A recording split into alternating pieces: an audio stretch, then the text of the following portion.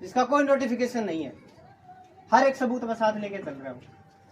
उसके बाद दूसरी बात यहाँ तक भी सीमित है, ये वो बंदे हैं जिसमें मेरा नाम आया, मैं CPLO बना, 6000 रुपये मेरी सैलरी हुई, बड़ा खुश हुआ, कोई बात नहीं भाई 6000 तो मिल रहे हैं, पक्का तो हूँ, सरकार ने लगाया, 2 पेपर दे के लगाया हूँ, 6000 कोई दिक्कत नहीं, मेरा घर का खर्चा चला लूंगा, मिडिल क्लास हूँ, बिना बाप की औलाद हूँ। उसके बावजूद मैंने ये सोचा भी चलो ठीक है, अपनी मेहनत के दम पे पेपर क्लियर कर दिया, 6000 रुपये। इसके अलावा जो हमसे 2 या 3 नंबर नीचे थे, उन बंदों को इन्होंने LCLO, local committee local operator लगाया, जिनको ये केवल कमीशन दे रहे हैं। वो हमसे बेचारे गए गुजरे जिन्होंने 2-2 पेपर बराबर दिए, दोनों ने पेपर क्लियर करे, और पेपर क्लियर करने के बाद गांव के अंदर ड्यूटी दे रहे हैं, 9 से 5 की ड्यूटी, इतनी बेरहम ड्यूटी देने लग रहे हैं। 9 से 5 की ड्यूटी, हमारे जज क्रीम हमें कहते हैं 9 से 5 बैठना है, काम करना पड़ेगा, वरना आपको रस्टिकेट कर देंगे, निकलवा दिया जाएगा इधर डिपार्टमेंट से, दबाव दिया जाता है। फिर भी हम लगे रहे, वो बेचारे बिना 6000 सैलरी वाले फिर भी काम करते रहे।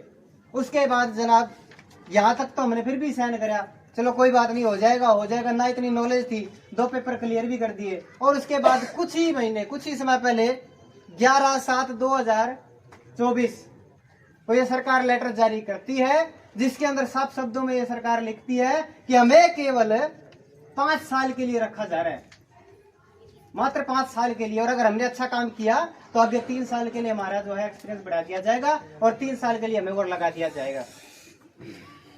जहां हम पूरे गांव के लोगों की फैमिली की समस्या, फैमिली ID सबसे बड़ी जो इनकी समस्या बनी हुई है, उसका इलाज करने के लिए हमें लगाया गया था, हमारी खुद की फैमिली समस्या में पड़ गई उस ID की वजह से। बेटा आप कहाँ से हो? मैं इसी हनुमान कॉलोनी से हूँ सर, हनुमान कॉलोनी से। आपका नाम, मोबाइल नंबर ये लिख के दो मुझे, और ये सारा मेरी समस्या जो है रिश्ते विस्तार पूर्वक बना के दे दो। मैं अपने नेता को ये दूंगा, जब भी सरकार बनेगी आप जैसों की दिक्कत को दूर करवाने का काम करूँगा। दूसरी बात देखो, अब इस सरकार की उपलब्धियों का कितना गुणगान आप कर लो, मैं कर लूँ, इन्होंने तो झूठ के सारे 15-15 लाख रुपए भी तो दे दिए होंगे, इन्होंने दे दिए कि नहीं दे दिए? एक इसका अरबा स्मृति ईरानी सिर के ऊपर गैस सिलेंडर लेकर कितने दिन घूमी थी कि नहीं घूमी थी? 500 रुपये में गैस सिलेंडर कर दिया इन्होंने। उससे पहले कांग्रेस के राज में 500 रुपये में था, और या उसने ज़्यादा बताया करती, और ईब इन्होंने 1100-1200, आज तो शायद 900 कुछ रुपये है, 825 रुपये। तो ये सारी की सारी बातें सब दुनिया जानती है। वक्त कौन सी फिल्म में था, सबको दिखाई देता सर, दुनिया सब जानती है। ये बात आप लोग सबके सब भुक्त भोगी हो। बिल्कुल है सर। और मैं अपना अतीत 5 साल का हथेली पे लेके चल रहा हूँ, एक भी गलती कोई निकाल दे तो मैं भी उसके चरण धो के पीऊंगा। और आज की सरकार के नेता कोई भी हैं, मैं नाम नहीं लेता, वो बता दें कि सारी की सारी क्या शराफत से वो काम करने लग रहे हैं, कोई नहीं कह सकता सर। तो बस अब तो इतना सारांश यही है कि आप कांग्रेस की सरकार बनाओ, और आपके सहयोग समर्थन आशीर्वाद से मौका मिला, मैं नहीं तो मेरे नेताजी से जहाँ कहीं मैं होऊंगा, उनसे जनता की तकलीफों का निवारण करवाने का काम करूँगा, ये विश्वास दिलाता हूँ। सर आखिरी तो सारी चीजें करी, पूरी कहानी मेरी सुनी, मेरे साथ क्या बीती है। अब जो असल बात अंत में आते ना सर, वो सुन के सबको हंसी भी आएगी और दुख भी होगा कि 3 महीने से मैं काम कर रहा हूँ इस डिपार्टमेंट के अंदर, 3 महीने से मेरी ज्वाइनिंग हो चुकी है, और 3 महीने से मेरे खाते के अंदर एक पैसा नहीं आया है।